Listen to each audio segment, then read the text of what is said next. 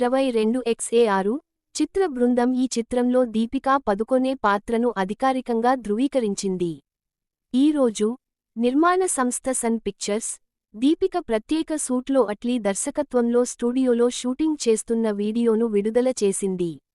అల్లు అర్జున్ నేతృత్వంలోని ఈ భారీ సైన్స్ ఫిక్షన్ ప్రాజెక్ట్ కోసం బృందం ఆమెను హృదయపూర్వకంగా స్వాగతించింది. సన్ పిక్చర్స్ ఇలా రాసింది: ది క్వీన్ కవాతు చేస్తుంది. @దీపికా పడుకోన్ #ఫేస్సోఫా 22X6కి స్వాగతం. ఈ వీడియో ఏప్రిల్లో ఈ చిత్రం ప్రకటించినప్పుడు అల్లు అర్జున్ కోసం విడుదల చేసిన వీడియో మాదిరిగానే ఉంది. దర్శకుడు అట్లీ బ్లూ, మ్యాట్ సెట్లో అన్ని నటుల లుక్లను పరీక్షిస్తున్నారు. ఈ కొత్త క్లిప్లో దీపికా పదుకొనే చేతిలో కత్తితో గుర్రంపై స్వారీ చేస్తున్నట్లు కనిపిస్తుంది. ఈ చిత్రం ఫాంటసీ, కాలం మరియు సైన్స్ ఫిక్షన్ అంశాలను మిళితం చేస్తుందని సూచిస్తుంది.